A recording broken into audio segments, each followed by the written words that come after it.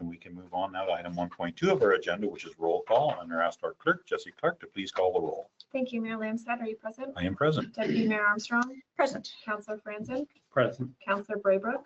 Present. Councillor Cadigan? Present. For staff, we have Donna Taggart, CAO Treasurer. Present. Steve Brockbank, Director of Emergency Services.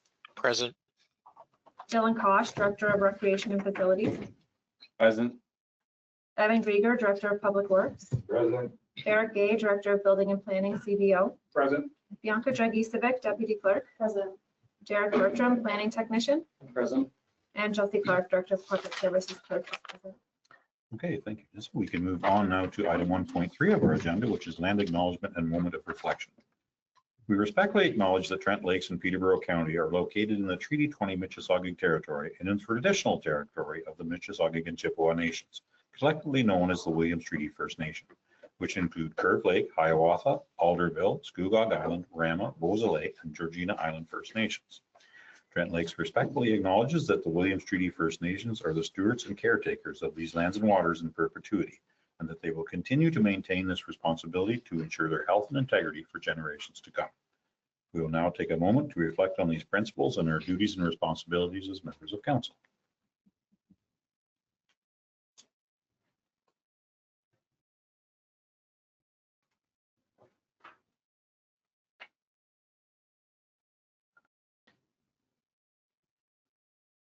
Okay, thank you, everyone. We can move on now to item 2 of our agenda, which is the approval of the agenda is circulated. I would entertain a motion for same. Councillor Cadigan for a mover and Councillor Franzen for a seconder. Any conversation about the agenda? I'm seeing none. I will call for the vote. All in favor? That motion has carried. We can move on now to item 3 of our agenda, which is disclosure of pecuniary interest. If any member of council has a pecuniary interest on an item on the agenda, please disclose it now or anytime during the meeting prior to discussing anything on the item you have a pecuniary interest in. I'm seeing no hands. We can move on to item 4 of our agenda, which is adoption of minutes. We have 4 sets of minutes to have a look at. If anyone would like to speak about one, or we can adopt them all at the same time, it's entirely at the discretion of council. Deputy Mayor Armstrong, go ahead. Motion to adopt all of them. Okay, do I have a seconder for that motion?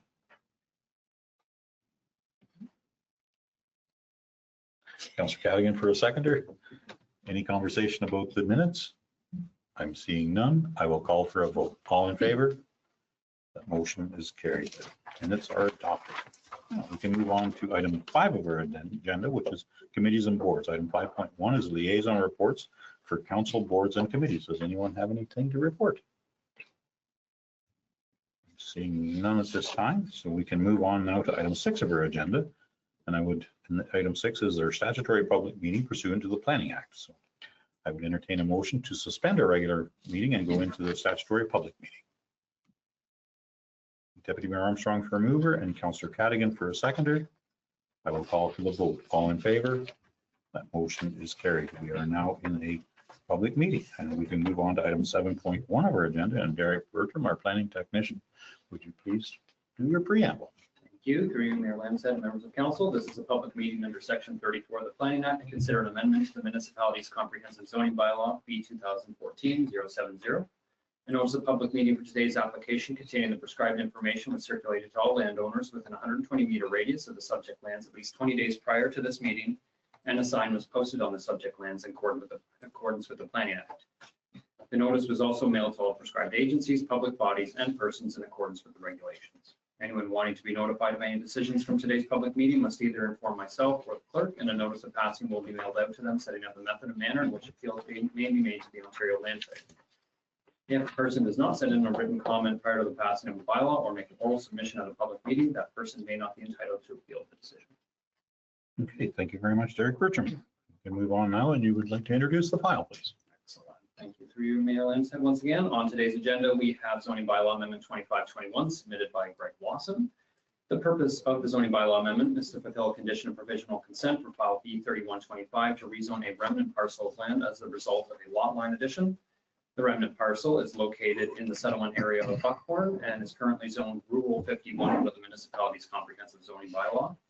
Municipal staff have identified the applicable zoning for the remnant parcel would be Hamlet residential. There is a planning report on today's agenda, which is in support of the rezoning. Comments have been received from the municipality's deputy chief building official and the Kawartha Pine Ridge District School Board with no objections to the proposal. And that concludes the summary of the zoning bylaw amendment 2521. I now turn the floor back over to you, Mr. Mayor. Okay, thank you very much, Derek Bertram. Is there anyone in the gallery for or against this application? Please state your name for the record. Greg Lawson. Would you- I have four.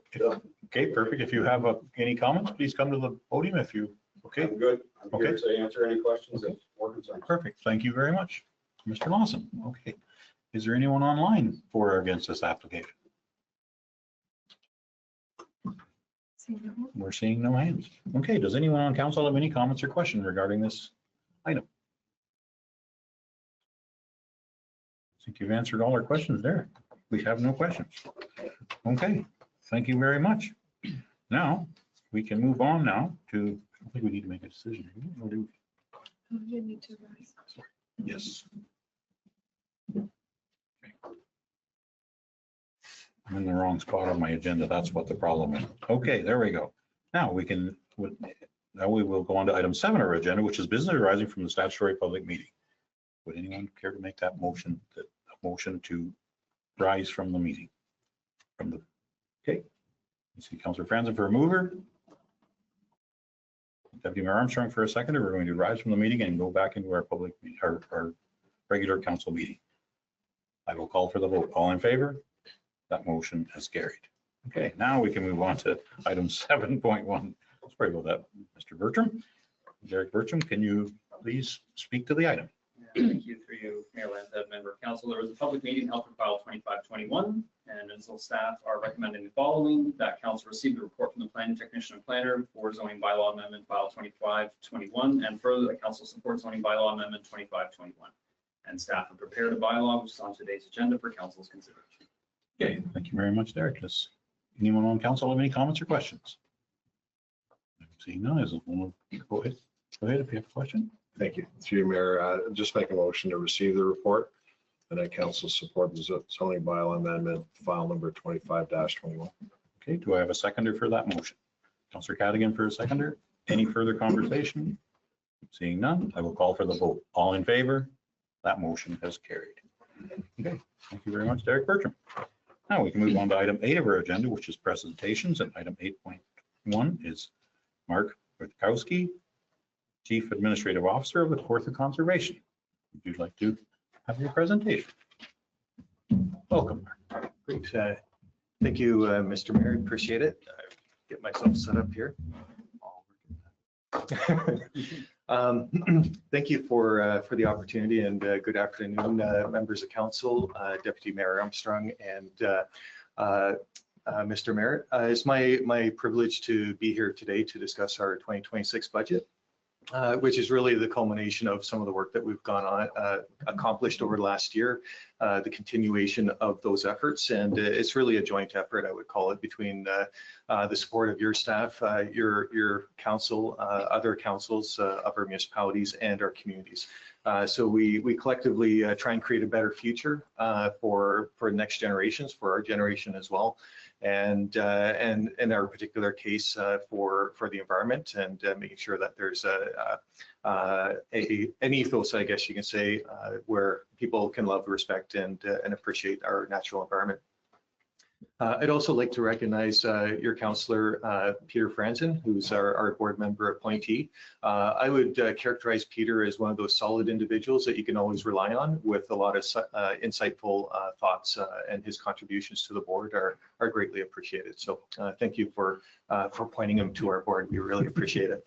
Thank you for that. I'm sure Peter's thankful as well. Let's see here.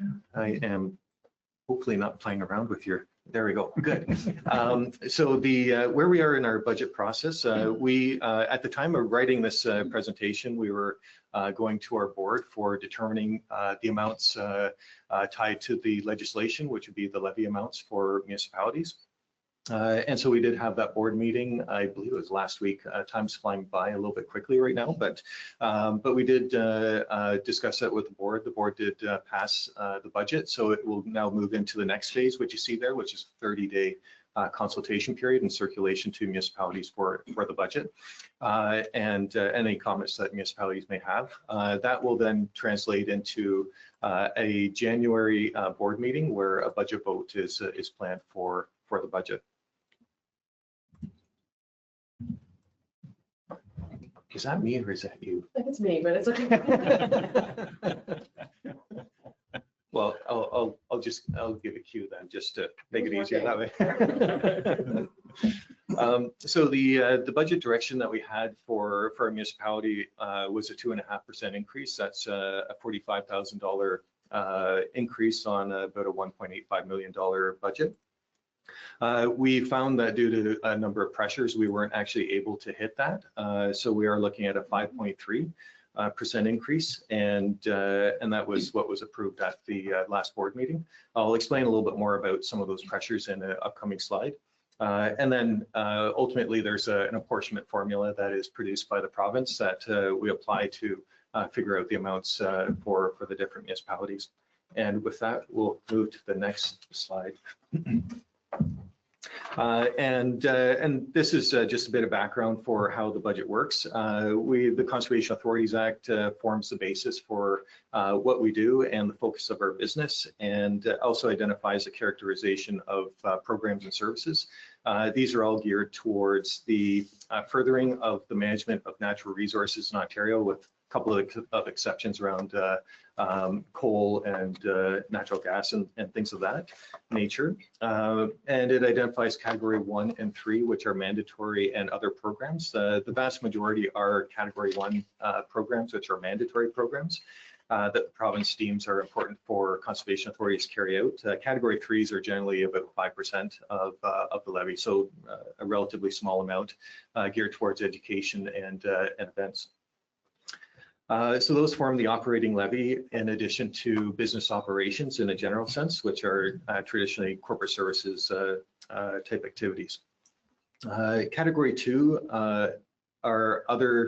is another category, and that is special projects, and those are geared towards service arrangements that we have with municipalities or trying to accomplish an objective like floodplain mapping, as we had with the township earlier. The next slide that I have is actually a hidden slide for you, and that just explains a little bit of what I said for the different categories. But the slide that you have before you is really geared towards some of the challenges that we had in this coming budget, which really looked at a number of things that are kind of pinching on different ends of the work that we do. There were legislative changes that we're just starting to realize what the impacts are, and that would be a reduced regulated area for our scope of influence in terms of determining whether or not there's natural hazards that apply to properties, as well as a reduced regulatory scope in terms of the actual activities that are regulated. Tied in with that is a fee freeze as well from the minister. This will be the 3rd year of that fee freeze. We don't know if it'll continue into next year, but we anticipate it will, and we've kind of worked on that premise. So all those things combined, we are seeing a fairly significant impact on that, and we've reduced our budget accordingly on the revenue side. Of course, that, as you can imagine, affects the expenditure side. We are also aware that we have to make sure that our staff are compensated for the market. So we did do a market comparative last year, which was finalized, and we've implemented for 2 years now. This is the last year that we're going to implement. That's about a $12,000 increase. And inflation and economy this year was really took us by storm, I guess you can say. Between insurance, health benefits, OMERS, CPP, EI, those all added up to our 2.5. So it was a challenging year to do that. And of course, those are kind of almost fixed costs that you really can't do too much about. And all of those were almost in the high single digits for all of those. OMERS was the only one that was kind of your more traditional kind of COLA amount. But we did have some investments that we had to make this year in corporate software, and we found that the non-for-profit discount as well was discontinued for a couple of our suppliers like Adobe and Microsoft. And those two in their own right were about $10,000 increase in addition to the other software that we had purchased. So a $16,000 increase. So those were some significant pressures. We actually retooled a bunch of things in order to reduce those costs. But in the end, we still ended up at the 5.3. On the next slide, you'll see the overall kind of projection for Trent Lake's funding. This is specific to your municipality and the amounts. So you can see without the asset management plan, it's about a 4.31 increase. We kept the general benefiting projects at the same dollar amount. No increase from last year, which reduced it a little bit. But overall, you can see it's a 5.6 for your municipality, and that takes into account the apportionment formula that I was talking about. I'll run into some of the specifics on the budget as we go forward in the next couple of slides. The first one of which is general benefiting projects. What we did in this case was we had a climate change strategy. It's in its second of 10 years.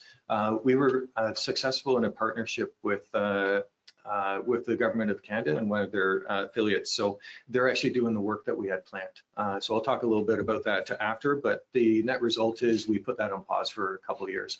But due to some of the things that we experienced in the summer of this year, we did feel it was necessary to invest in information technology and protect our information a little bit more. That is looking at, I'll give a little bit of a synopsis of what happened. We came into work one day and about half of us couldn't get into our computers.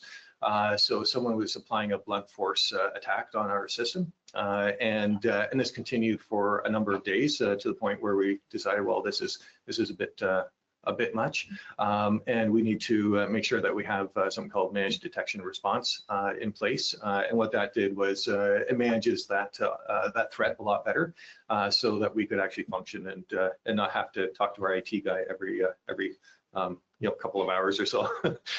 So it's a much better system, but in order to do that as well, we recognize that there's a couple other steps that we need to do in order to make sure that we're appropriately protected. Device management was one of those aspects, and you'll probably know about some of the compliance standards that the government of Ontario is planning as well, and this would be the step towards making sure that we can do those sorts of things.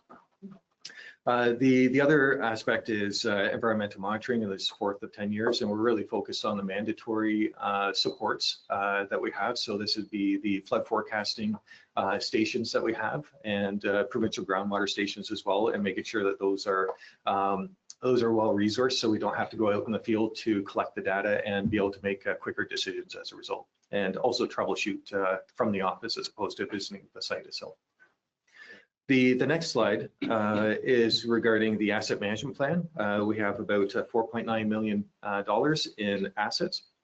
And there's a study that we commissioned with Federation of Canadian Municipalities support to look at the asset management plan, which determined $256,000 is what we needed for a sustainable base. So this would be the second year of its implementation.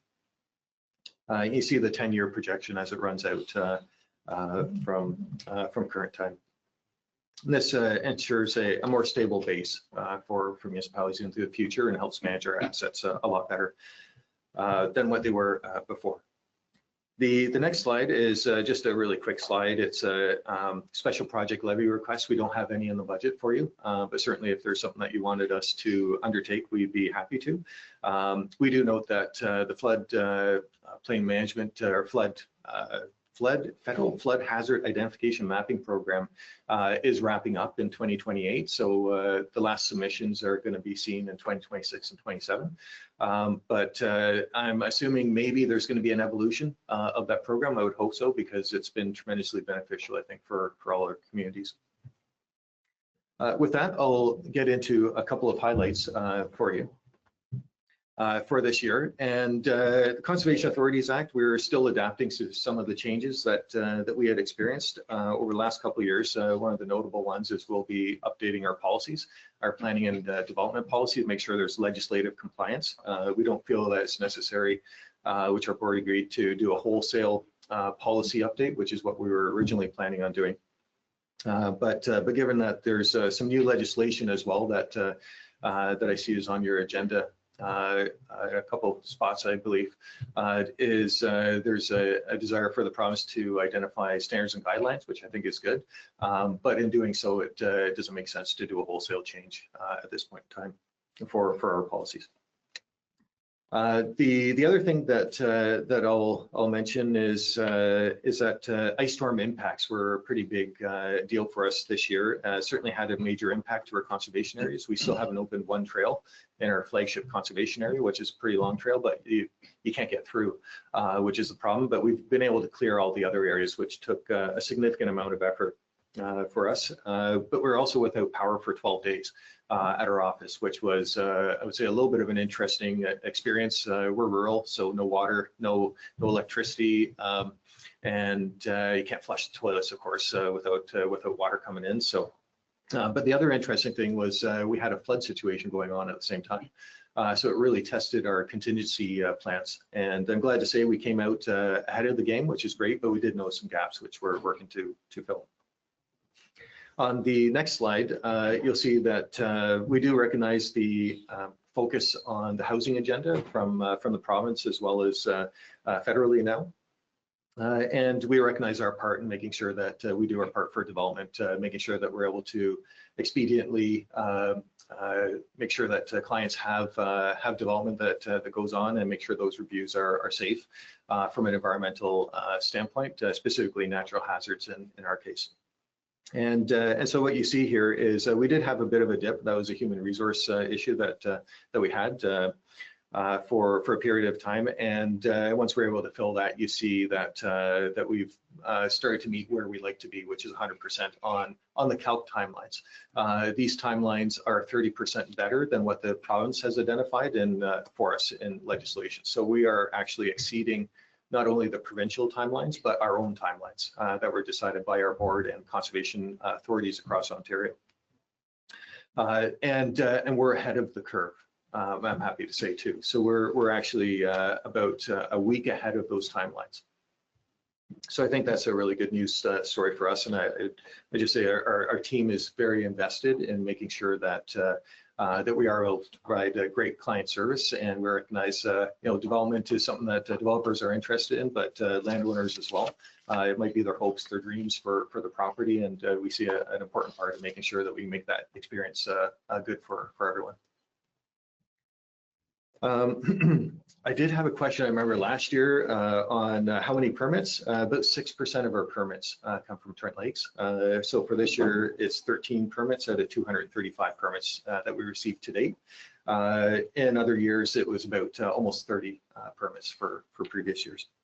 And that's a bit of a reduction that we're seeing in the permits. The next slide is a little bit on the flood forecasting and warning information. We did have high water in the spring, as I alluded to earlier, but we really had low water as well, which was a little bit more unique to this year. We did hit level 3 conditions, which is like the worst that you want to see for precipitation and flow in our watershed. And we were at 53% is where we were of traditional averages for a 3-month period. So that's extremely low and starts impacting on water supply, and certainly for any streams that don't have a groundwater source, they'd be still or running dry.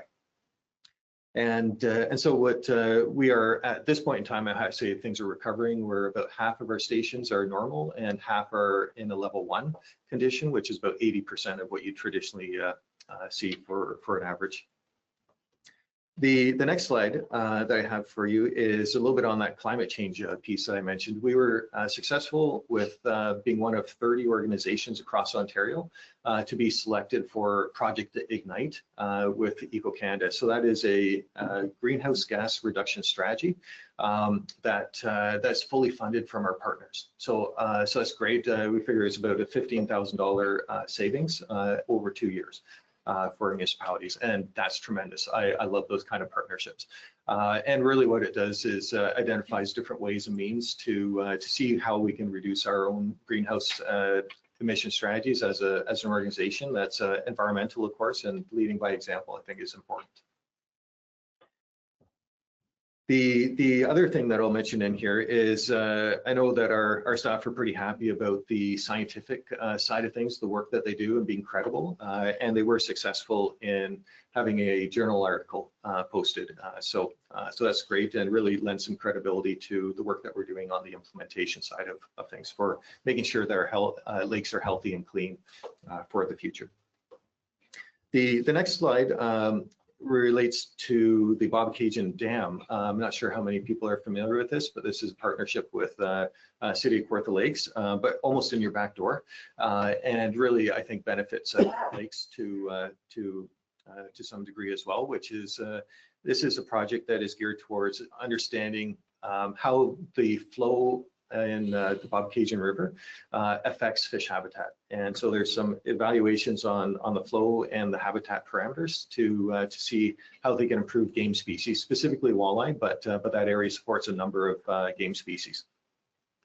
And so by doing this, the objective is to determine whether or not Trent Severn Waterway could change the flow regime to benefit spawning in the spring. And that, of course, we know that tourism dollars are strong on the recreation side of things, and this would certainly benefit that tourism component.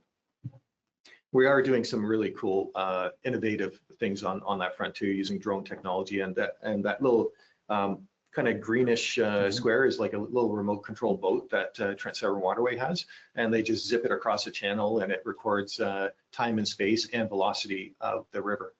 So you're able to create some neat profiles. We're also doing some really interesting work, which is on the next slide, on piloting erosion and sedimentation analysis using drone technology. I think I presented this a little bit last year, but we've advanced that a little bit further. And you can see that we've applied some hydrologic routing through GIS. And what this does is allows us to evaluate where at a stage in development, where the water is running to, so that we can go back to the developer and say, hey, here are some areas where you can improve your sediment erosion techniques so that they're more robust. Instead of a regular silt fence, maybe you put in a different erosion control measure that can really filter out the sediments, be a little bit stronger. And by doing that, you protect the sediment from moving into your creeks and streams. And ultimately, because phosphorus binds tightly to soil, it means that you reduce weeds in your rivers and your lakes. And we work in partnership with developers on that front. We have a couple of developers that are partnering with us on that front. The other one that I'll mention just briefly is that we do community science with our partners, the Kawartha Lake Stewards in particular in this area, and they're doing some sampling on the nearshore areas, which is a gap in our lake management plans, and we're happy to have that partnership because it helps us not only get more people out on the landscape understanding the lakes and the influences there, but helps us identify that gap to figure out things like blue-green algae, and is there a difference between that nearshore area and the background lake conditions. That is something that we would traditionally sample. We couldn't do that without their support. The last slide that I'll just highlight very quickly for you is some of the details on the monitoring side related to Trent Lakes. So we've got a couple of new stations that we've either brought into the system or tweaked or celebrating in some cases the data record that is available for those areas. And that's important because as you get more data, you can do way more advanced statistics, which leads credence to projections that you're anticipating. And that's really important for the work that we do. So with that, Mr. Mayor, members of council, I really appreciate the opportunity to speak to you today about some of the work that we're doing and the work that we do to support your municipality and your objectives. Thank you so much. Okay, thank you very much, Mark, for your presentation. Does anyone on council have any comments or questions for Mark? I'm seeing Deputy Mayor Armstrong. Go I ahead. was waiting. Just everybody else did. Thank you. Thanks, Mayor Lamson. Thanks very much, Mark. 3 areas. The first one, I think I've asked this before, but I forget every year. What are your assets? I know you showed $256,000 to maintain them, but what are those assets? If you could just give us a high-level overview. Yep. Actually, I printed that off and I lifted up my seat.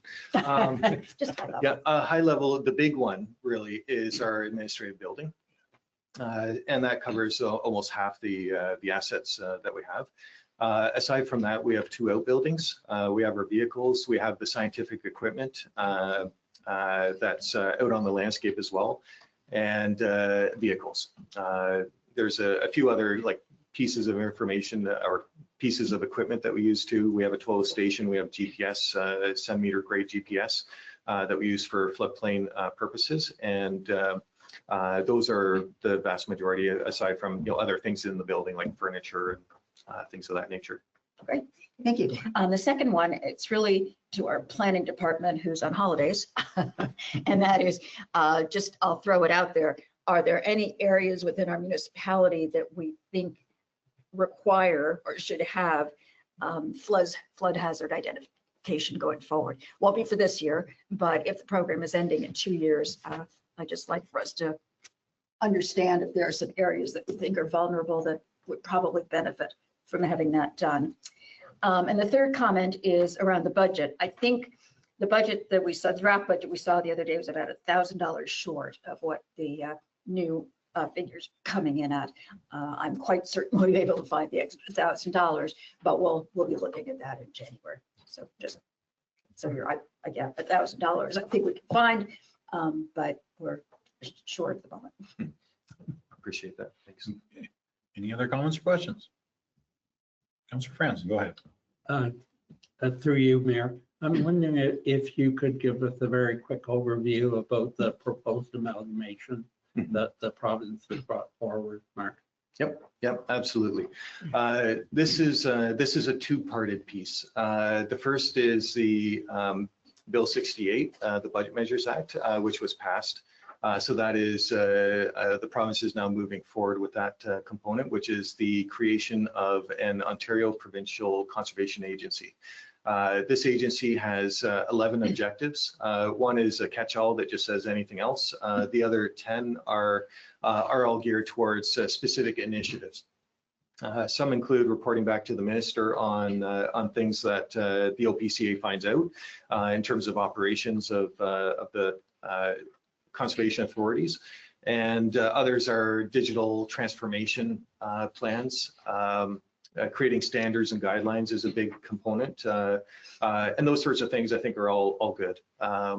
Something that we have is I think in the past number of years is there hasn't been a lot of input from the province on the different things that we do. So there's legislative changes, but not a lot of follow-up that occurs after in terms of what the interpretation is. So I think that's going to be a huge benefit. I think there's been some statements by the province that says we're a patchwork of policies and a patchwork of standards and guidelines. I would say that a lot of that is because there hasn't been that involvement. So I think any investment by the province in CAs is a good thing from that standpoint. The other part kind of tied in with that is we hope that there is going to be some involvement in what they create as guidelines, because we are unique in nature across the province. So not all watershed is built the same. Lake Ontario shorelines are totally different from bedrock, which is what we have here. So there is a need for a recognition of that. There's another point that was identified in there, which is the regionalization of conservation authorities, and so that's another component that the province identified, and that is the subject of the ERO posting, which is the second part, and that is out for public comment until December 22nd. This resolution this proposal by the province is meant to take all 36 CAs and group them together into 7 different regional conservation authorities. In doing that, we would realize so we have a watershed area of 2,563 square kilometers currently. The proposal would bring it up to 16,000 square kilometers. And that would cover an area from Ajax east to beyond Napanee, north to, if you know Calidar, so that spot where I know I'm almost in Ottawa, over to Coboconk and down through almost Woodville. So that's the area. It's 3 times the size of PEI, almost exactly, almost the same size as Lake Ontario. So it's a really big area. We're not the most complex though. or the biggest. The biggest is about 23,000 square kilometers, which is a really big area. The intent through this is that municipal ownership of CAs remain, and in doing so, there would have to be a governance structure that would, I would assume, be equitable for all municipalities. And there would still be, of course, the budget component and apportionment that would work out from there. So I think when you roll that out, I think there's probably a couple of concerns that I could see from potentially from your standpoint, which is you're inputting to a budget, but there's very little say in the mix. And I think the voice, when you're a voice amongst 50 other municipalities, in our case at 48, then that voice becomes a lot harder to hear. And how do you accomplish that across all 50 with meaningful input? So I think that's something that the province has recognized as well as a bit of a challenge, and the subject of one of the questions that they posed in the ERO posting. I think the local side of things too is something that that has to be wrestled with. I think there's some really great local programming that we have.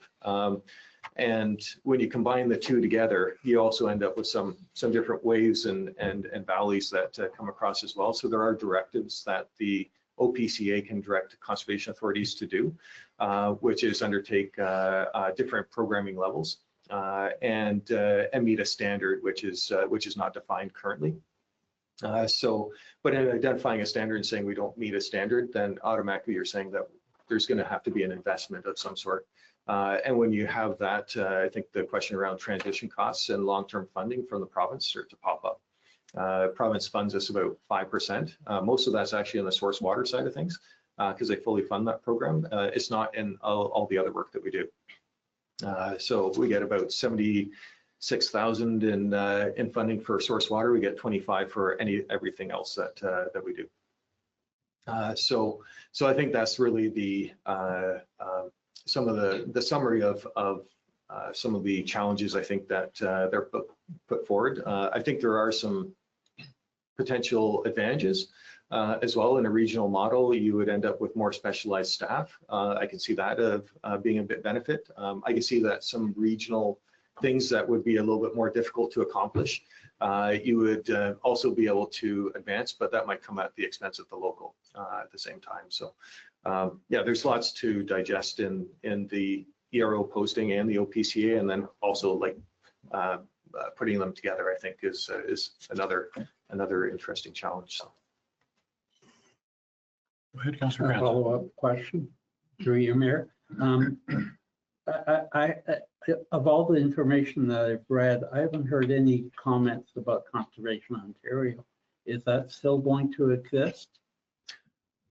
That, through you, Mr. Mayor, is a very complicated question. I think ultimately the question of how Conservation Ontario operates, or if it will be really a matter of how everything rolls out and where are the gaps. So I think if I put my crystal ball together, I think there's areas that I can see Conservation Ontario would work for us. And other areas where the province would now kind of fulfill that kind of function. I don't see that the province would actively seek out funding proposals for conservation authorities, but you're also a regional model now where you only have 7 instead of 36. So I can see that there's still be some benefits, but they'd be less magnified, I guess you can say, because there's only 7 in that model that's proposed. But I think the advocacy work is something that I think Conservation Ontario could still do. But we also have a direct line into the province. So a lot of this comes down to implementation. How does this all kind of shake out? And that's something that's really, I would say, uncertain at this point in time. But I can see some advantages. Their role would change, I think, is the only thing that's really certain. Thank you very much, Martin. Any other comments or questions? I do have some concerns about the transition into that. I mean, you use the term less magnified. I think that means a lot to me. At present, our conservation authorities are very magnified on our area, and they know they have the information, the knowledge to make decisions that are best for our development. And I'm concerned that once you get back out of there, you look at it as a more regional area, we might lose some of that magnification. That concerns me considerably. We're here to protect our lakes and waters, and you do a very good job of helping us. Thank you for your presentation. If I could, Mr. Yes, Mayor, go too, ahead, I can let you know a little bit about my leanings towards what I think would be an appropriate position as well, which is something I'll be advancing with our board. I've already kind of broached it with them at our November meeting. The current plan is that at the end of your municipal terms, that the governance board as it exists currently would no longer exist. And a new governance board would be determined. That's a pretty quick transition in terms of how everything would roll out. And I think there's a lot of transition components that really haven't really been talked about or discussed at this point in time. So I think a pause would probably be the best piece. A lot of the objectives of the Ontario Provincial Conservation Agency can be achieved in terms of want to make service faster, we want to make sure it's more consistent, all that sort of stuff. Focus on that stuff first. And then really, if we are moving to a more regional transformation model, evaluate it. Make sure it makes sense, but don't just jump into it and say, hey, we're going to do it.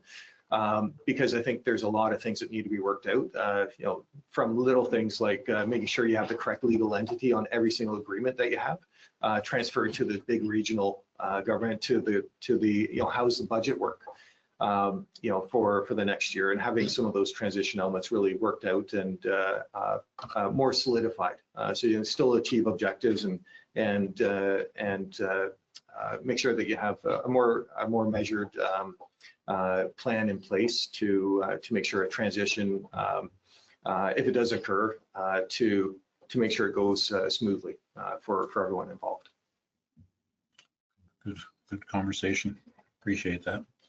Okay, any other comments or questions? I would entertain a motion. Councillor Franzen, go ahead. A motion to receive the Mark's presentation. Do I have a seconder for that motion? Deputy Mayor Armstrong for a seconder. Any further conversation? Just want to mention Go ahead. that, Mark, it's very nice seeing you here. I hope this transition that the Ontario government is about to embark on isn't the last time we have a representative from the Conservation coming to our council meeting. Thank you, Councillor Franzen, as do we. Okay. Did you have a second? Okay. Any other conversation? I will call for the vote. All in favor? That motion is carried. Thank you very much, Mark. Appreciate your insights. Okay, we can move on now to item 9 of our agenda, which is delegations. And Tom Unral from the Director of Communities Conservation, Kawartha Land Trust. Are you online? I don't see you in the building. I am online. Do you hear me? Yeah, we can hear you. Go right ahead with your presentation or delegation. Thank you, Mayor Lambshead and Deputy Mayor Armstrong and honorable councilors for having me. I'm sorry that I am not there in person. It's always a pleasure to come up there and meet with you. I'm also here representing both myself as well as Terry Reese from the Ontario Phragmites Action Program, who is the Central Ontario Coordinator. I decided to let him off the hook on today's meeting and figured I could handle it myself.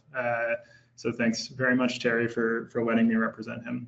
I'm here to describe to you an opportunity for collaboration with other townships, land managers in Peterborough County and City of Kawartha Lakes around management of Phragmites. And I'm hoping folks have certainly heard about this over the years. I know a lot of you care a lot about the natural environment and know a lot about invasive plants and the threat to our lands and waters that those have. And so I hope this isn't new information to you. Next slide, please. I'm going to zoom through just these really high level impacts. So we do know that Phragmites has a lot of economic impacts to infrastructure and social to values that we care about, like waterways. Next slide. I know I've certainly been to areas of the province where the sort of social impacts of Phragmites are really visible. You see this on, disrupted views from cottages, impacts along trails. So there's a lot of negative effects to Phragmites that we see on the things that we love about our landscape, to the places that we love on our landscape. Next slide. And then from a conservation perspective, this plant is of course very disruptive to to the natural environment. It makes it less likely that things like turtles and birds and all the insects that support those things are going to be present in our wetlands and along our lakes. So long story short, this is a bad plant. We don't like it. Next slide. Fortunately, the Ontario government saw to supporting organizations who are working collaboratively across the province to address this issue. So with an investment of $11 million in 2024, they're incentivizing organizations to get together and collaborate and stop doing sort of random acts of stewardship and take landscape level approaches to dealing with this plant. And so that's what I'm here to talk to you about today. Next slide. They sort of set up the structure under the Phragmites management areas, where across the province they're getting folks together around these common goals, and they're sort of breaking the province out into these pieces. And next slide. I have taken on the work of convening that group in the Kawarthas. So our service area is Peterborough County and City of Kawartha Lakes. So that's where I'm engaging primarily land managers in approaching the problem of Phragmites. There are a lot of community organizations, cottage associations, natural groups that need to be engaged eventually, but I'm starting primarily with road managers, right-of-way managers, as well as conservation area managers, including Kawartha Conservation. Thanks very much, Mark, if you're still there, for delegating your staff to my Phragmites Management Area Working Group. And so we have land managers working together to basically submit for group funding to the Ontario Phragmites Action Program. Next slide. The goals of getting these land managers together is to increase the amount of control of Phragmites that is happening, or to get organizations who to start managing Phragmites in their jurisdiction if they're interested, to get people together to share resources and knowledge, and to address capacity gaps, such as the availability of contractors or sort of collaborative plans that are costed out in multi-year, so that we can approach this in a coordinated and action-oriented way. Long story short, I'm trying to make it easy for folks like the Trent Lakes to participate in a coordinated effort where they know that they're not acting alone, that other agencies across the landscape are working on this problem, and we have a fighting chance to address this issue. Next slide. So what it comes down to is that in 2026, we have an opportunity to apply centrally under this PMA banner, this Phragmites Management Area banner, to control roadside patches, to control populations on public and conservation land, and to monitor for presence and absence on public lands and conservation lands. So those are the three actions that our working group has identified. And there is an opportunity to apply for a small amount of money when you spread it out across a number, $50,000 for 2026 actions. But the good news is that any organization can apply to this funding alone, but if we work together as this PMA, this working group, then the granting agency prioritizes the applications that come in as a group. So if Trent Lakes would like to join the group application to this fund, then the work that you put into that grant that ultimately will be delivered in Trent Lakes will be seen as a priority compared to if you were to have been interested in this topic of controlling Phragmites but decided to go it alone. Next slide, please. So in regards to the first action, which would be roadside management in Trent Lakes in 2026, if that's of interest. Next slide. I thought I would share with you data that we've received from a coordinated effort between the County Roads Department and Kawartha Land Trust to drive every road in Trent Lakes and document where the Phragmites is. So that's been done, and we have that data in the door. Next slide. And so I can tell you that along county roads, there are about 30 locations, and around township roads, there are about 35 locations where Phragmites has been documented. I will say that these numbers might actually change. These were as the data was coming in. I will have to update them in the future, but I expect there won't be many points in addition to this that will be updated. And, one of the great benefits of this project has been working with Jenna Humphrey from the County Operations Department, who is the noxious weed manager that works with the townships to do roadside spraying. And so she's got some great connections to the spraying contractors, and has estimated that cost of spraying all the populations on the township roads to be about $3,254. Which, I think I've done this exercise with the other townships in Peterborough County, and I would say that you're in really good position to actually undertake control across the entire landscape and have an impact, whereas other ones, they need to take a little bit more of a prioritization approach and only control certain areas of Phragmites on the landscape. Next slide. So in regards to what we can do together in parks and plans in 2020, next slide. There are sort of two areas of work, as I highlighted earlier, that what I've done with other townships is when their parks departments have said, oh, I know that there's this one patch of Phragmites that I know we just keep on wanting to deal with, but this is always the sort of important work that's not urgent and never gets that attention that it deserves. So if park staff or other staff are aware of an occurrence of Phragmites in one of your public lands that you would like to control in 2026, at least take a first crack at, then we can add that to our funding application that goes in as a group. I do know from loving Sandy Beach and going there myself with my kids that there is some Phragmites there that could be a good candidate.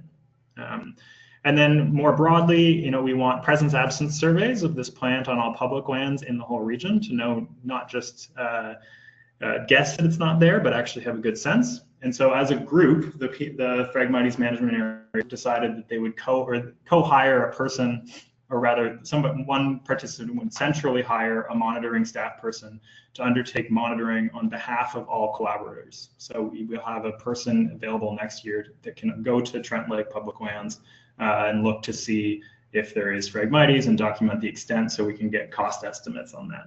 And certainly if you've already done that work, then we can work with you to integrate that into the larger data set. Next slide.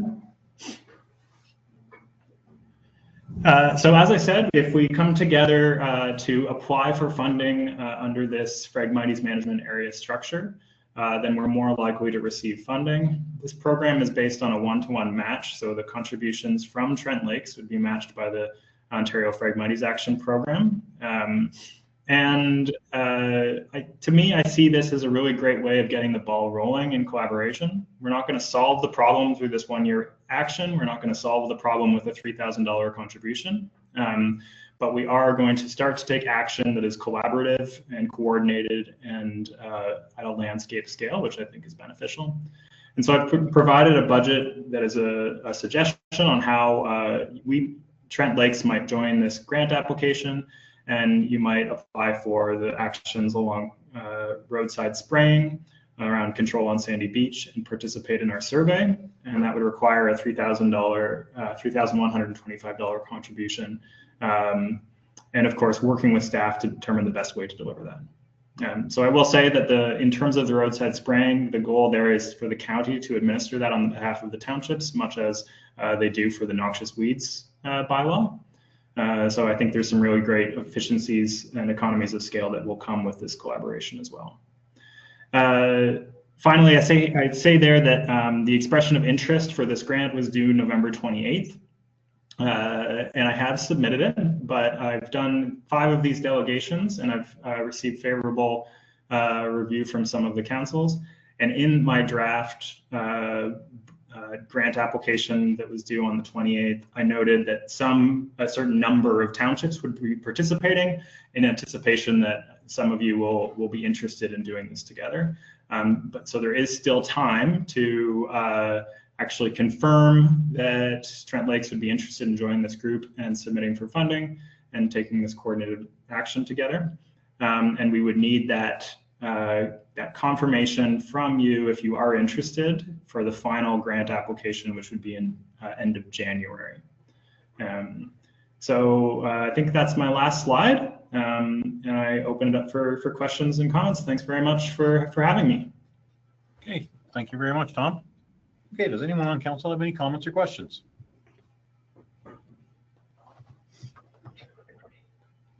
Councilor Braber, go ahead. Thank you, through you, Mayor. Thanks very much, Tom, for your presentation. Just a couple of questions.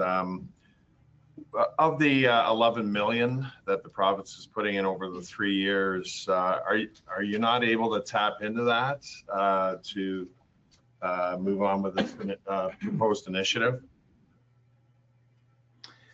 Thank you, through you, Mayor Lanshead. I'm sorry that wasn't clear, but yes, that is the fund that we are applying to. So the $11 million fund from the province is the application that we are submitting, or the funding program that we're submitting to with this $50,000 application. Okay, any other questions? Yeah, Go just ahead, follow Councilor up. Braber. Yeah. Do you have any information on how many others have applied for that or a piece of that 11 million pie, if you will? Through you, Mayor Lanshead, I know that there is one of my previous slides would have said how many project management areas there are across the province. But I do also know that the fund is oversubscribed. And so they're having to make some tough choices about who will receive funding. And again, the sort of collaborative applications will be the ones that receive that. I also know that the funding, the contribution, a large portion of the $11 million went to Ducks Unlimited for work in Southern Ontario. So they aren't distributing the $11 million across the province. Ducks Unlimited is receiving a lot of it for their work on Phragmites in the Norfolk area. Okay, any other questions, Councilor Braber? Yes, I do. Go ahead. A couple more through you, Mayor. So as far as forecasting, so the money that you're requesting, is that to go towards the preparation of the grant application? Or the actual?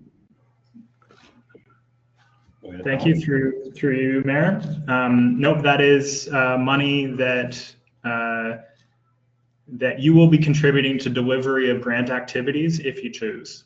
So we would write the grant together to undertake roadside work and parks work.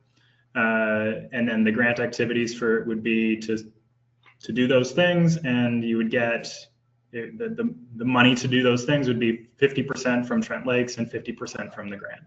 So the money that we're requesting is for you to contribute to work that will be happening in Trent Lakes on roadsides and parks. Thank you.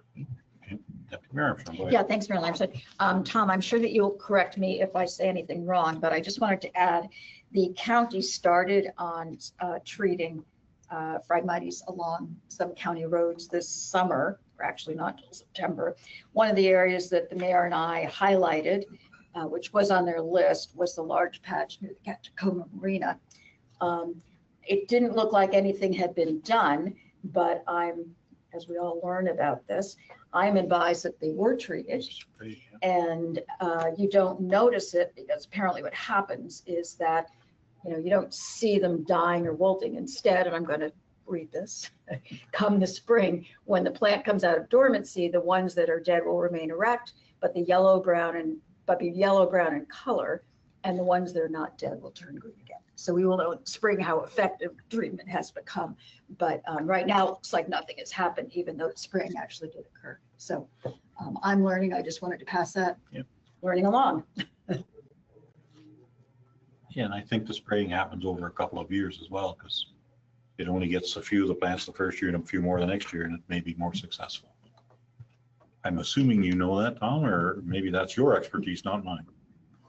I've certainly sprayed things before and have some understanding of it, but yes, it's a systematic herbicide that they use, so it goes into the roots of the plant rather than necessarily affecting immediately affecting the above ground, the leaves. And yeah, it does take multiple years typically. Although if you hit it just right and get it at the perfect weather window, then you can have a really profound effect in 1 year. Thank you very much. Any other comments or questions? Councillor Franzen, go ahead. Through you, Mayor. The spraying, does it impact any other vegetation? Through you, Mayor. Excellent question, and unfortunately it does. And I always sort of view invasive plant work as a trade-off. You have to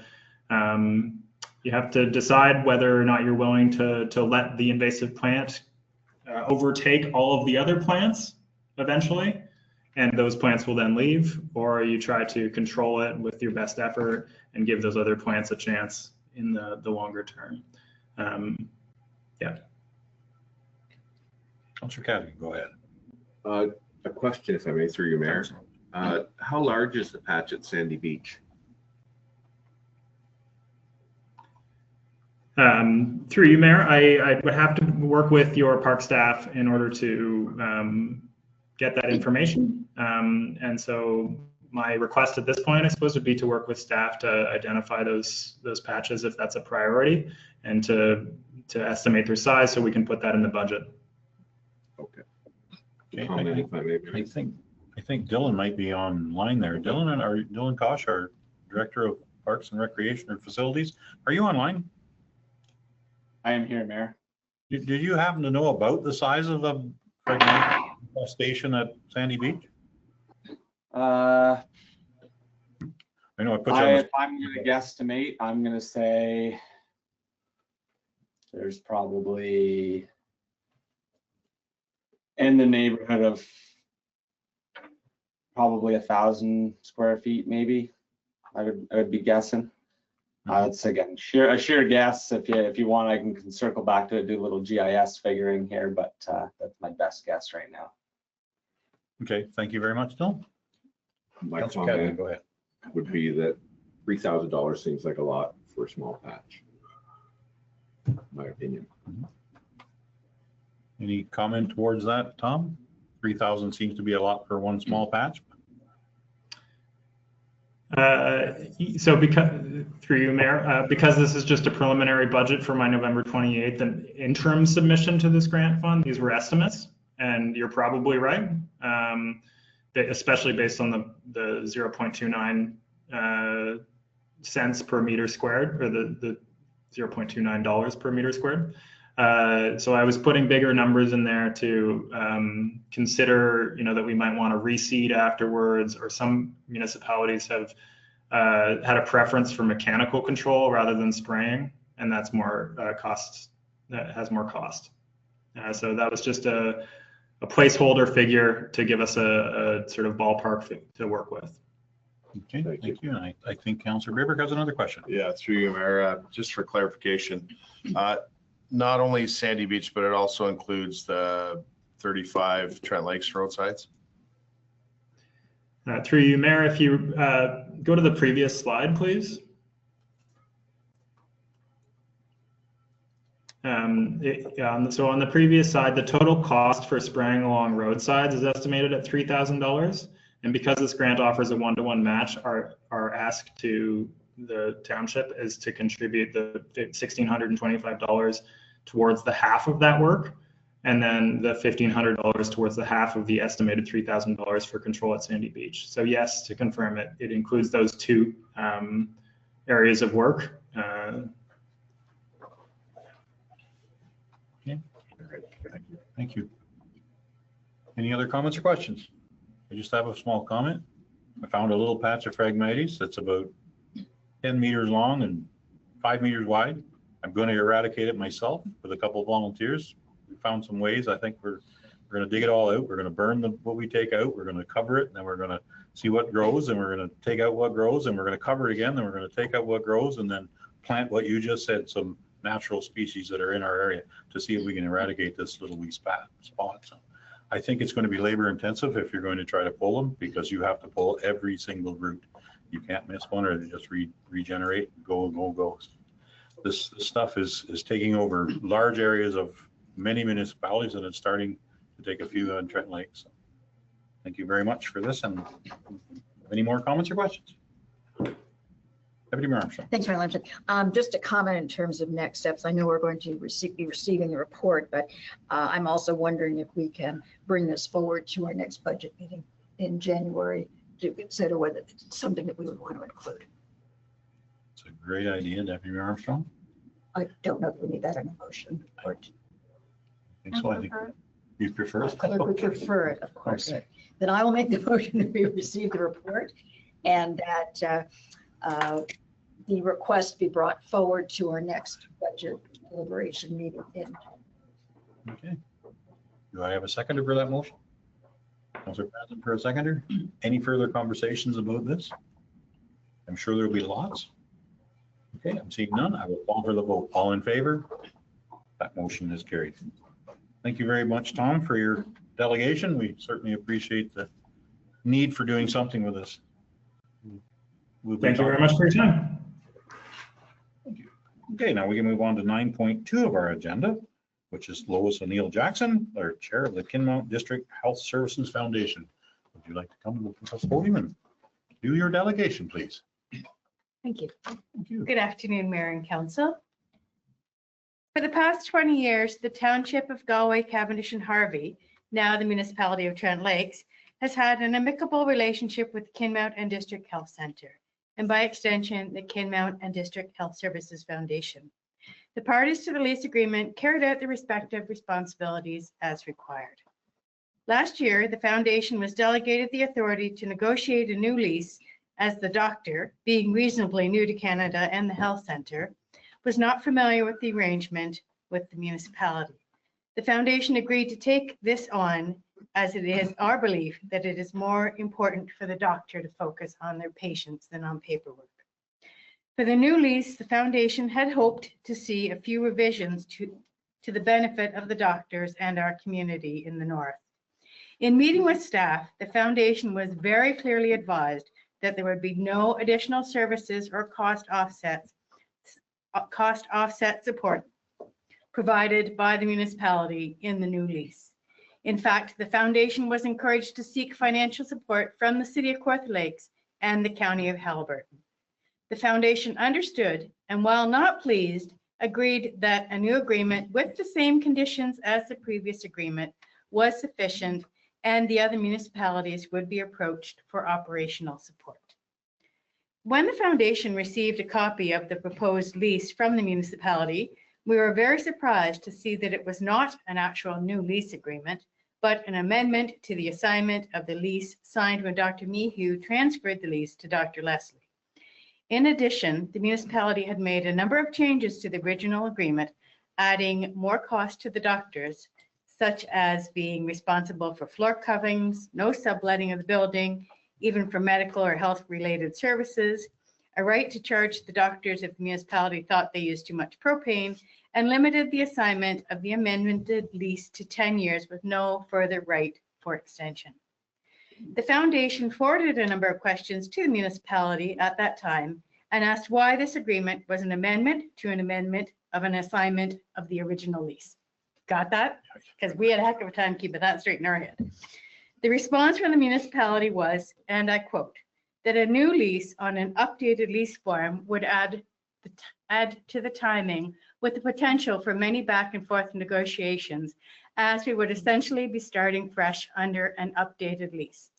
This would require additional legal costs for sure, which are already over $2,600 for work on the lease as previously sent. With respect to the other questions asked, there did not seem to be a willingness to discuss any of the concerns or questions raised, except municipal staff did indicate that a lease term of 10 years could be revisited. Needless to say, the foundation was not very happy with the response. As a result, partially so we could understand the very confusing document and to save the municipality some money, since this seemed to be of great concern to all,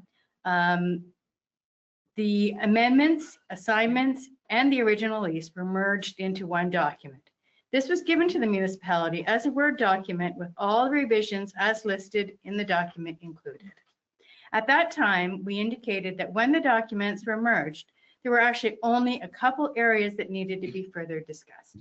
kind of around subletting, floor coverings, and alterations. Sort of minor issues for the most part.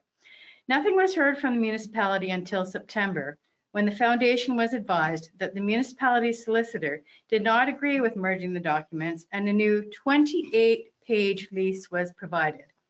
Out of curiosity, has any member of council seen or read this proposed lease agreement? Have staff? And if so, did anybody actually understand it?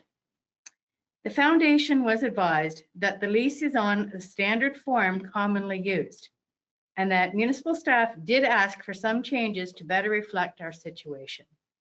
However, none of the concerns the foundation had previously raised were addressed.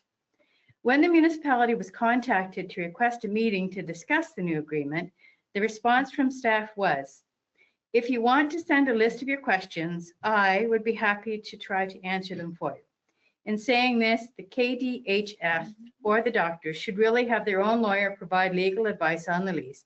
It would not be appropriate for the municipality solicitor or staff to provide legal advice on this.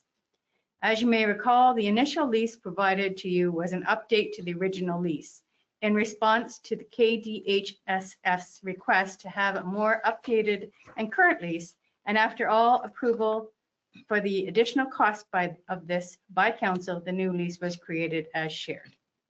The foundation was not looking for legal advice. We simply had questions and thought a face-to-face meeting would be the best way to discuss the agreement and sort out our concerns. To be honest, we were a bit shocked by the seemingly negative response. As suggested, and as we have done with every draft we've received, we provided a new lease to the doctors, advising them that the municipality is recommending they have a lawyer look at it. In the meantime, the foundation did their best to interpret the long and wordy legal document. Once we had completed our review, a list of questions, and I'm sorry, it took us a while to do this because we are not legal experts and we also are volunteers. Once we had completed our review, a list of questions was provided to the municipality. This was submitted early last week, and most of the questions were simply for clarification. A couple of sections still remain concerning, specifically around subletting and additional costs to the doctors. A response was received providing the clarification we requested, and the subletting clause was removed, which we are very grateful for. However, there does exist the potential for increased costs to the doctors with respect to the facility for maintenance, propane, repairs, and more. We are here to simply ask why these additional costs are now deemed necessary and are being included in the agreement. The Kinmount District Health Center provides a number of much needed medical services to the residents in the northern portion of Trent Lakes. And yes, a number of residents of the neighboring municipalities as well.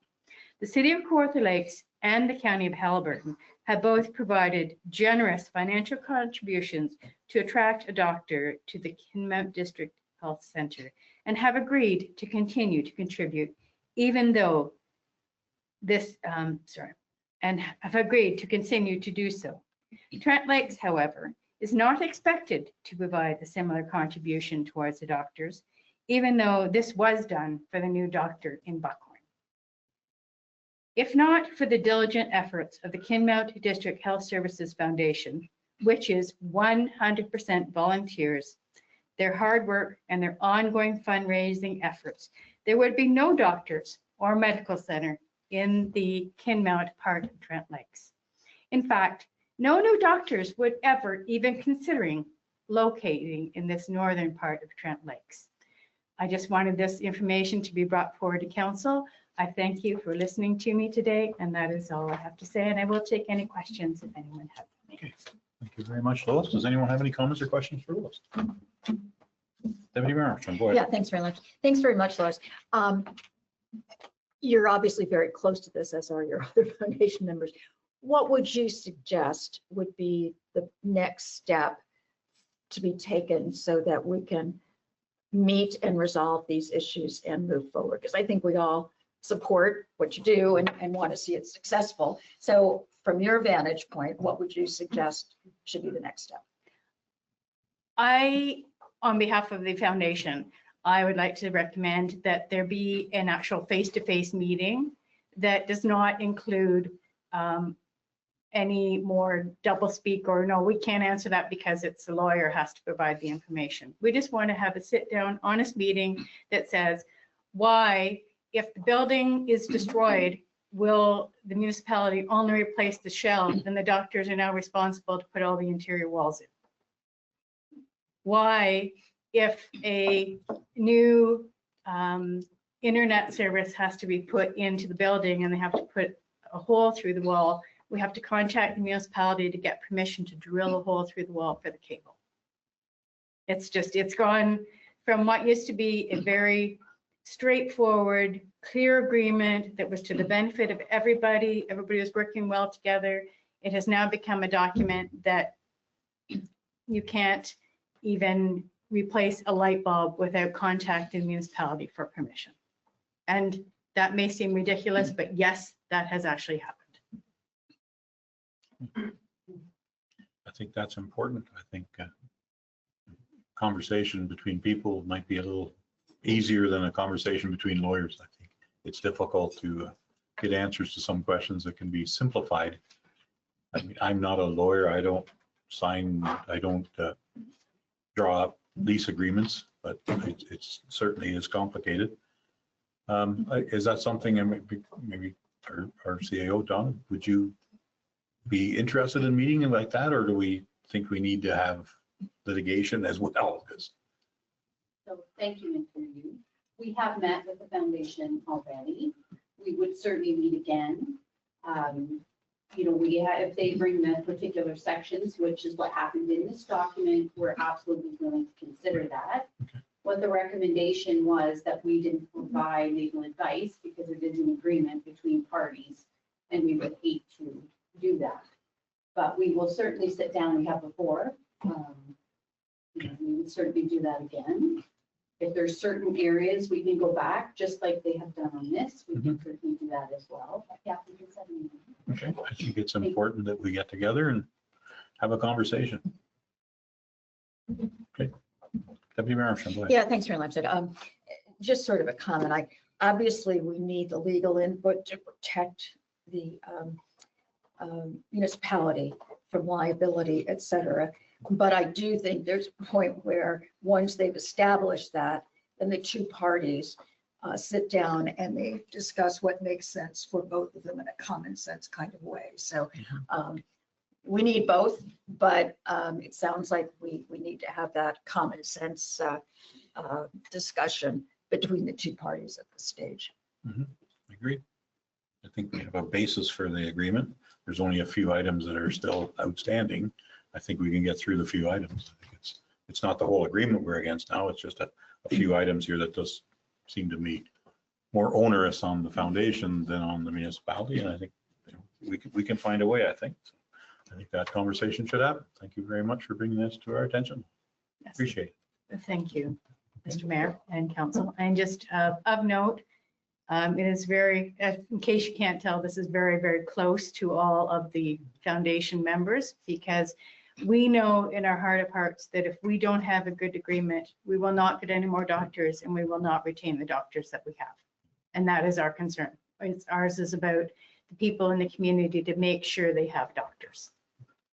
I can hear the emotion in your words right now, Lois, and I do appreciate that. And I think everyone on council does as well. I think we're here to make an agreement. So let's get together and make an agreement. It's important to keep doctors and any other forms of physicians and help in our community. So thank you very much. And thank you to the foundation for all the work they've been doing. It's an amazing group. So certainly appreciate it. Thank you. Okay. And I will touch base with staff to set up a date and please time do. to get this done. And thank you, Donna, for the conversation. Okay, Motion to receive? absolutely. Do I have a seconder for that motion? Councillor Cadigan for a seconder. Any further conversation? No hands. I will call for the vote. All in favor? That motion is carried. Okay, now we can move on to item 10 of our agenda. Staff reports. Item 10.1 is Public Works, and 10.1.1, Evan Grieger, our Director of Public Works. Would you like to speak to this item, please? Absolutely. Thank you, Mayor Lamstead. Through you, Mayor, to members of council. Before you today is hopefully a fairly quick and simple report. It's just a request or an approval to install a stop sign at one of the intersections within the municipality. For any of you that are, know of this intersection, it's a very large intersection. It's in the Harvey Lakeland Estates. So when you go down Forest or Elbow Point Road, you turn left onto Forest View Drive. And then as you approach Forest View Drive, where Hall Drive heads to the north, Sand Lake Circle heads to the south, and then Forest View goes straight through. It's a very large intersection. Currently, there's a stop sign on Forest View eastbound and westbound, and Sand Lake Circle coming northbound. So this is just a request to add a stop sign on Hall Drive coming southbound. It's a process that we've sort of taken with similar to the speed limit changes request, where we have the residents provide a petition, so we know it's not just one person requesting this. So we've had over 10 signatures on the petition to request a stop sign in this area. We believe it'll help with safety just in the area.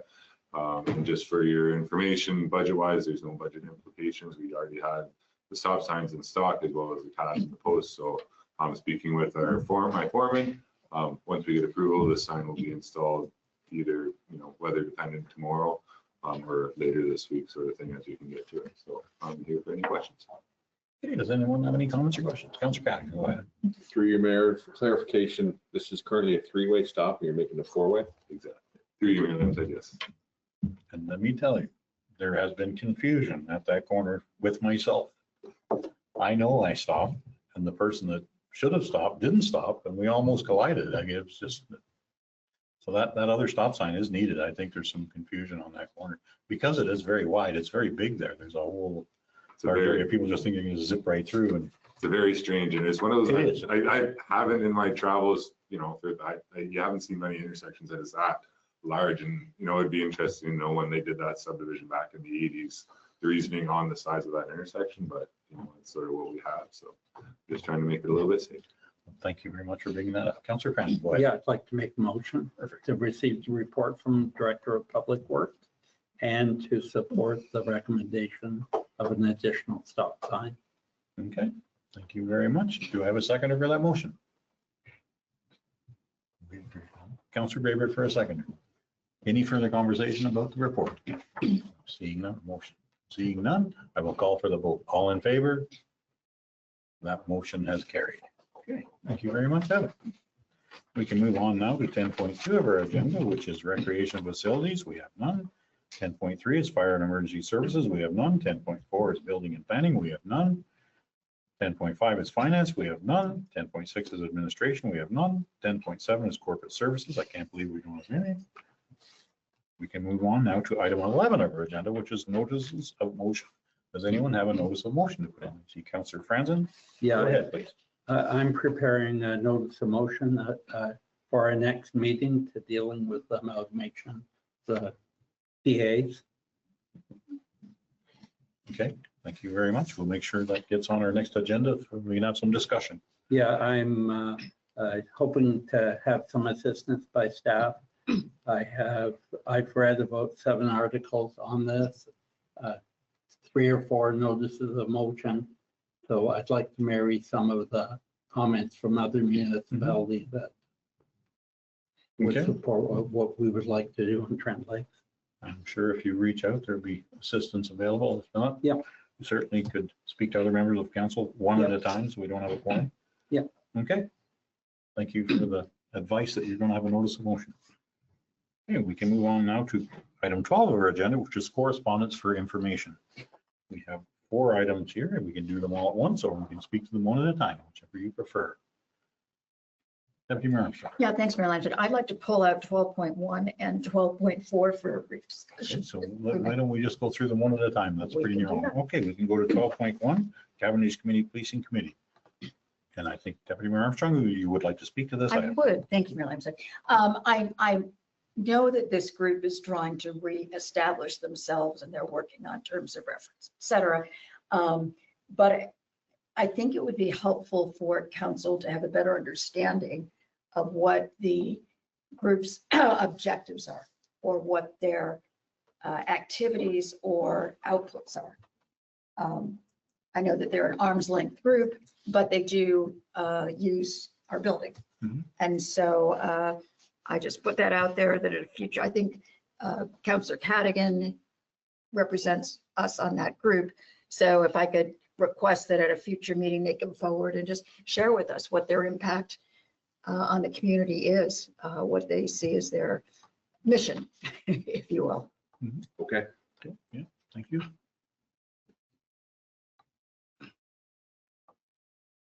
Okay, and other than that, maybe we could have a motion to receive that set of minutes and request Councillor Cadigan to, you're gonna make that motion? I will make the You'll motion. make that motion? I'll second it. Okay, and we have a seconder, so we're gonna have a motion that you kind of bring back an idea of their objectives and things. I know that group has been in existence for many years and it took a little pause due to lack of support and COVID and things, so I think they're just trying very hard to get back on track, so. I know that they supply a spot there for a police officer to stop and use a computer if needed and use the bathroom, so there's lots of good reasons to be there. Okay, that is my rant. I will call for a vote. All in favor? That motion has carried. And we can move on to item 12.2 of the agenda, which is Ministry of Municipal Affairs and Housing, Fighting Delays, Building Faster Act. Anyone like to speak to that, or are we prepared to make a motion? Motion's received. Okay, do I have a seconder for that motion? Deputy Mayor Armstrong for a seconder. Any further conversation? Seeing none, I will call for the vote. All in favor? That motion is carried. Now we can move on to item 12.3 of the agenda, which is Ontario Land Tribunal. Would anyone like to speak to this item or is prepared to make a motion? Councillor Braver, go ahead. Motion to receive. Okay, do I have a seconder for that motion? Councillor Cadigan for a seconder. I just lost my voice there.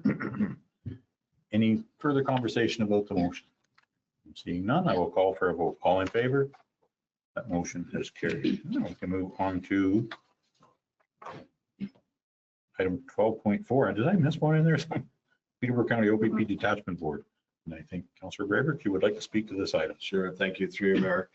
Council's had an opportunity to review the draft Peterborough OPP Detachment 2026 through 2029 local action plan. So what our detachment commander is asking is that council provide any feedback to him directly after reviewing the draft plan. And if council could do that prior to December 19th, that would be most appreciated because we're bringing it forward at our January 5th special meeting at the detachment board. Thank you very much for that. Councillor Braver.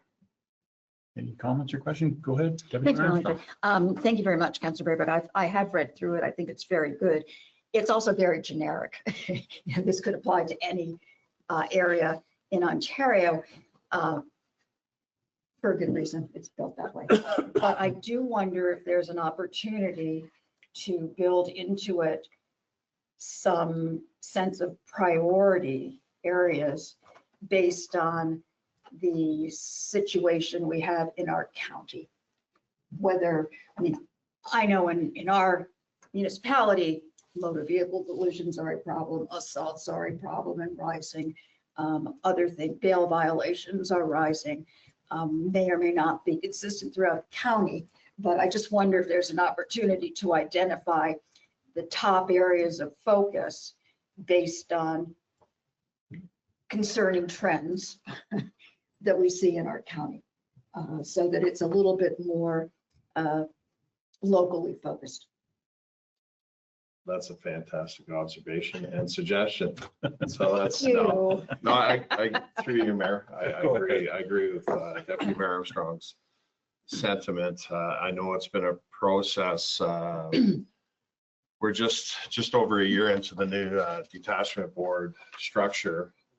And I know there's some growing pains as far as each of the municipalities' specific areas of concern and that sort of thing, and how the OPP are reporting that and structuring that. So that is a work in progress, and the concerns have been relayed to our detachment commander, and we are dealing with it as a detachment board. So we will be addressing that, but it's comments like that. If you could share that with our detachment commander, because I know I've been, and our board have been sort of barking up tree and that sort of thing for him to bring it up to his superiors to address, because I know that he's advised that a lot of the issues that have been raised by the various municipal representatives on the board, he's advised that it's coming from top down. So, and that's fine. That's our role as a detachment board, is to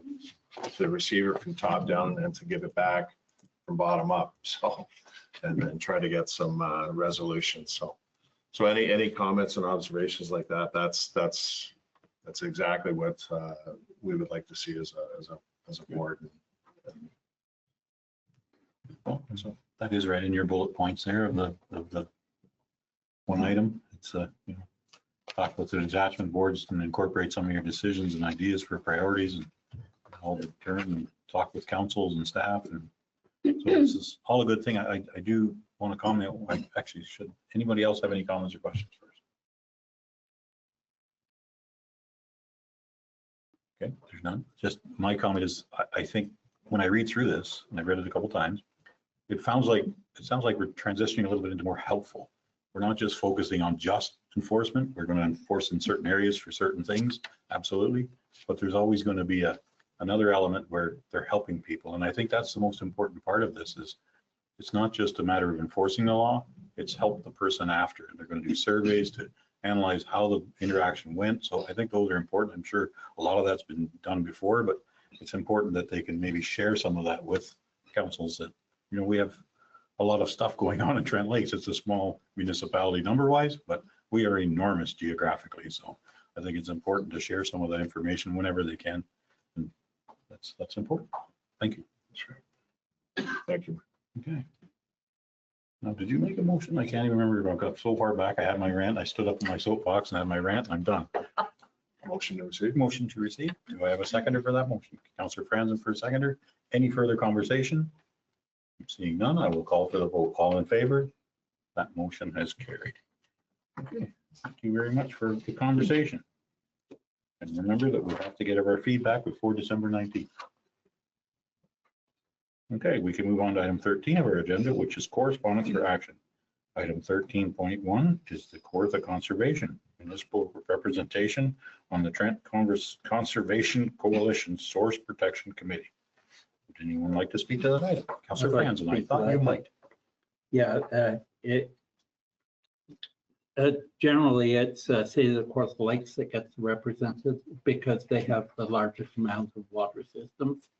And this particular person was an employee of Kawartha Conservation Authority, and she made several presentations on source water. And she's a very competent person, and I would like to support the recommendation from the Trent Conservation Coalition Source Protection Committee. Okay.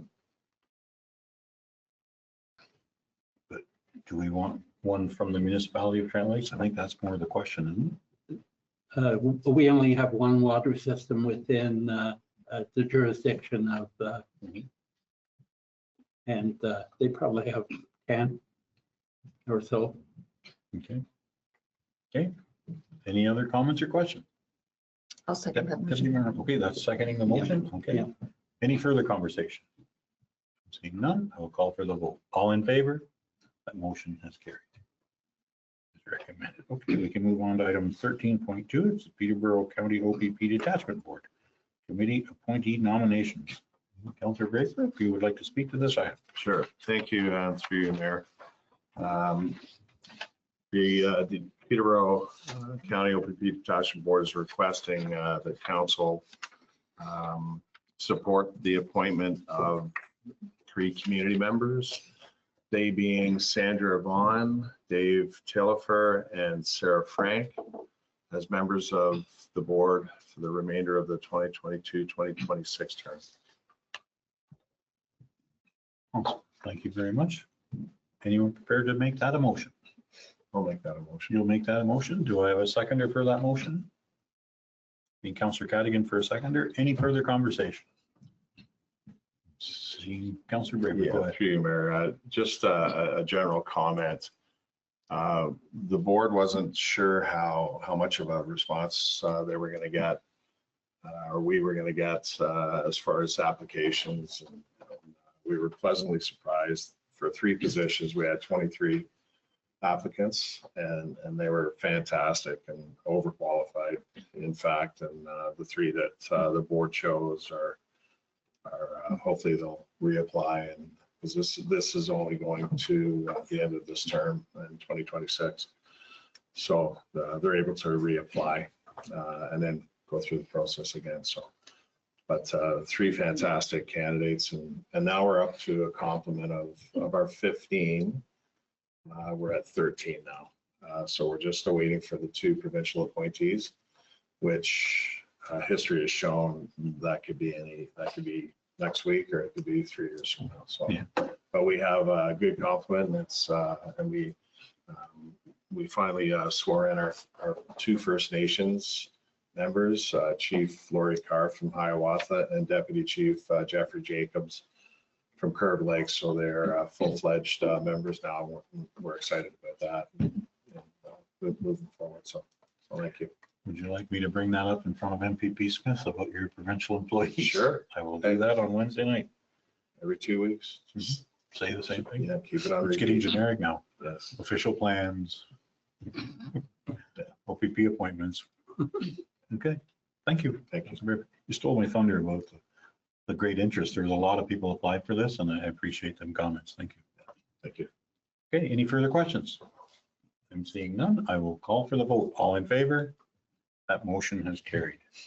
Okay. I just want to say one thing I should have said earlier.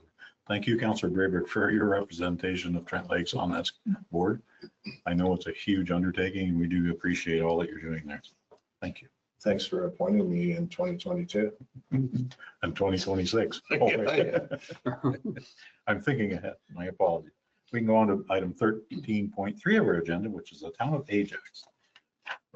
Anyone would like to speak to that item? Deputy Mayor Armstrong, go ahead. Motion to receive. Okay. Do I have a seconder for that motion? Councillor Franson for a seconder. Any further conversation? Seeing none, I will call for the vote. All in favor? That motion has carried. Now we can move on to item 13.4, which is the town of Kingston. Opposition to the consolidation of the conservation authorities. Councillor Franson, I was suspecting you would have your hand. A motion in support. I'd like to speak to this if I get a seconder. Okay, do we have a seconder for that motion to support this? Deputy Mayor Armstrong for a seconder. Any further conversation? Go ahead, Councillor I Franson. have a few things. And mostly dealing with costs. I certainly have other concerns than costs, but as we know, having amalgamated 20 some odd years ago, the cost of amalgamation is expensive. This cost is going to be borne by the municipalities, including new infrastructures for amalgamation. When we talk about having 48 municipalities represented in the Eastern Ontario Conservation Area, we're talking about 80 to 100 representatives. Somehow they have to be housed. Somehow staff has to be, there would be increased level of staff. There would probably be a 2.5-hour drive one way to the headquarters. There are other costs involved. The new provincial agency, we have no input in the composition, and most of the costs are going to be borne by the municipalities. And this agency can levy fees to the CAs. The big thing I find is that we have no, the composition is going to be selected by the province, and the costs are going to be borne by the municipality. Those are a couple of the reasons that I support the city of Kingston. Yep. Thank you very much, Councillor Franson. You can hear your passion there. I appreciate your input. Any further comments or questions?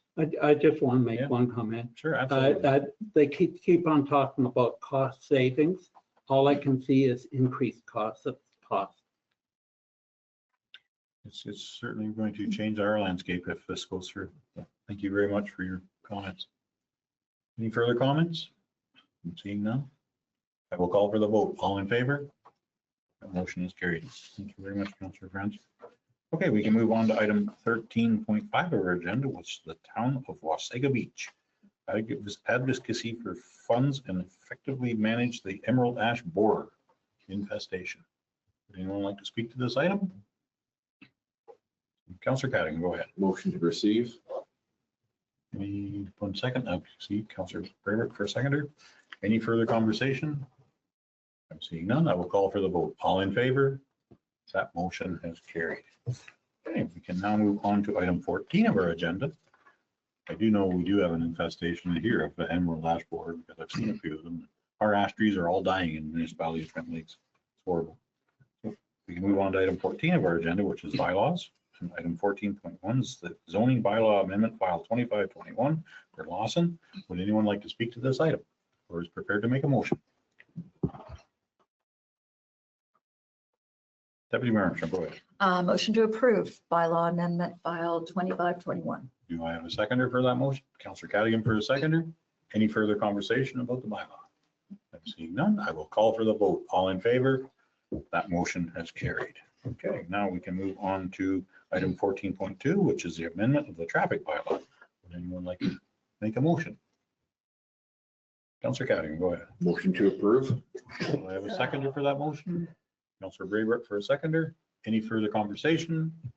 Seeing none, I will call for the vote. All in favor? That motion has carried. We have amended our traffic bylaw. Now we can move on to item 15 of our agenda, which is announcements. I think Councillor Franzen, you've had your conversations about conservation authorities, or would you like to have some more? No, No, you're okay? Okay. I'm good. Well, thank you for your comments. We do appreciate you being on the board. So, thank you. Okay, we can move on now to item 16 of our agenda, which is our closed meeting. I would entertain a motion to go into closed. Councillor Braybrick for a mover. Deputy Mayor Armstrong for a second. And the reason we are going into closed is under the authority of the Ontario Municipal Act, Section 239.2, to discuss E, litigation or potential litigation, including matters before administrative tribunals affecting the municipality or local board duty, and F, advice that is subject to solicitor-client privilege, including communications necessary for that purpose, duty. I will call for the vote. All in favor? The motion has carried. Okay, we are in closed.